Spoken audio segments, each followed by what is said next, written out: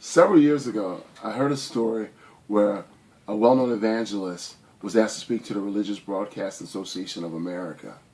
He told the story that a gentleman traveled over 1,000 miles to see him.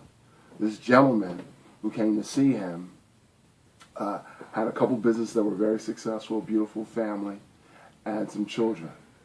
Things began to go south with his businesses, and that ultimately transferred into his family. And he decided that he would take his life. So he went to a motel, and he had a gun, and he was deciding whether to do it outside or inside.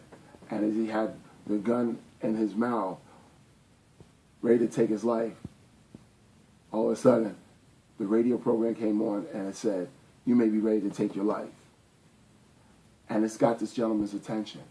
He listened to the rest of the program and realized he needed to make changes in his life. So he traveled 1,000 miles to tell this well-known pastor that people are listening. It's so interesting that this religious program and how our counseling, using the Bible and biblical principles, can change a person's life. Chuck Colson said it best: Christianity is the only religion that has answers to all life circumstances. Scripture teaches that our sufferings are deeply woven in the fabric of our broken world. Job 5:7 says, "Yet man is born of trouble as surely as the sparks fly upward." When people are hurting, they are looking for answers, but ultimately, we need them to learn from their pain and their hardship, proven character. Great character is developed through pain, hardship, handicap, difficulties, loss. Romans 5:1-5 says that in God's mysterious plan and the pain of hardship, pain, it can bring, if you allow it, it produces perseverance, and perseverance character, and character hope. When I spoke to the gentleman who asked to remain anonymous, but he is part of the Samaritan Counseling in Lancaster, he allowed himself to be very transparent in sharing how he became a counselor. Yet, through our conversation, I sensed his development and wanting his patients to have proven character. When I asked this gentleman to describe what led him to become a counselor, he said he attended a small Christian school, and it was a 3-week alternative person development. It was those 3 weeks learning about psychology and group therapy that involvement had a significant impact on his life. This gentleman mentioned that he attended those 3 weeks, but at first wasn't really interested, but that got his attention. When I asked this gentleman to describe his training and his degrees and what kind of memberships he held, he explained that he has a master's licensed clinical social worker. He is a board certified diplomat of the American Board of Examiners and Clinical and Social Work. He has a master's degree in health administration and a clinical certificate in medical findings.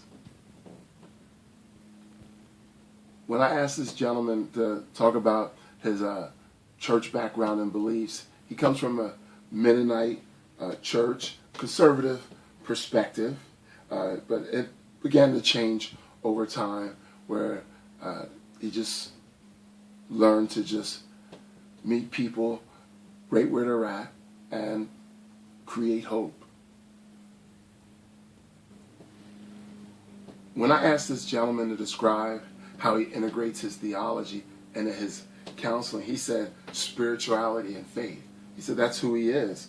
So it's very natural for him to include that in his counseling, his faith. He says it's impossible for him to separate who he is spiritually. And it's rather easy for him to incorporate it in his ministry and counseling. When I had the opportunity to ask this gentleman, how does he treat issues such as anxiety and depression, he explained that he uses the cognitive behavior perspective. He says it helps a person understand how they think of things and what put them in that place of anxiety and depression. And when they look at it more deeply, they look at it from a negative perspective.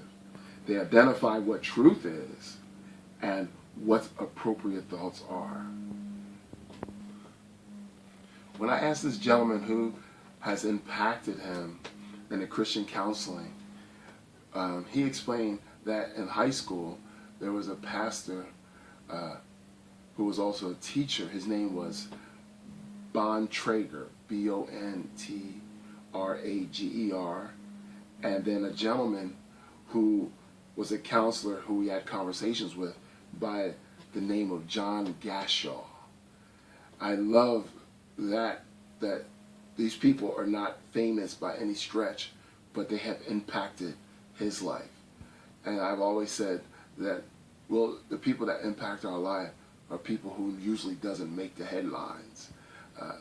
But like for me, I think of, as a 12-year-old running around the city of Lancaster, a guy named George Athenius, who put his arm around me, who was a student at Lancaster Bible College, and showed me that you can be the best you can be.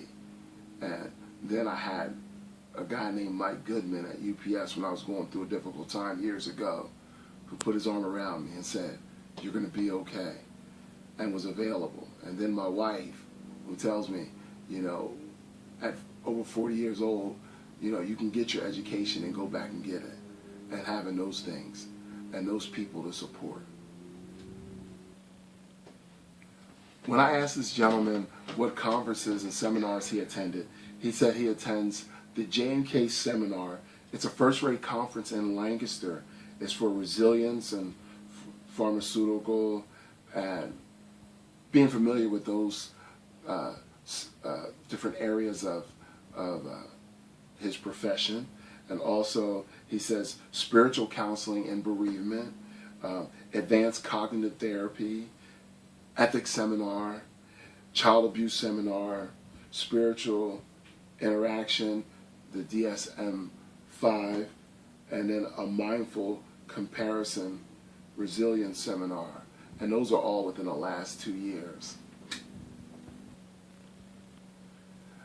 And as we're having this great conversation, I had asked this gentleman discuss his system of counseling. And it was interesting how he said it's a relationship. He said feeling that his clients are heard and someone cares about them. And when you form this relationship, it develops an openness and vulnerability. So they don't put a wall up. And then he puts value on his counseling. He said, people are depressed, they are not doing what goes in line with value. So whatever your thoughts are, you focus on that, and that's where it's going to take you. So he wants people to start to value so it can reflect and they can make the appropriate changes when they realize that the things that they were valuing are not the things that God looked for. This great gentleman that I had the pleasure of talking to, he quoted Philippians 4:8. He says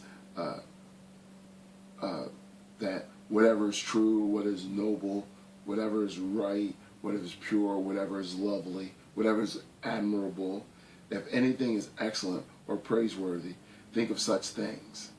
And this counselor was saying that's what he wants his people to be, where they need to be at, where they're putting positive things in their head. And that is the character that is proven at the end of their journey.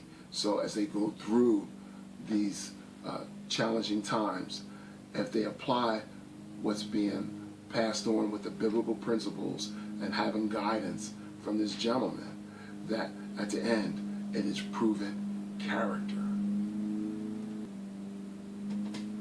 The one thing I've learned from this counselor is that as he was sharing his thoughts, especially with his counseling, that to touch on his Philippians 4:8 quote, that thoughts that are positive or negative grow stronger when you fertilize with constant repetition.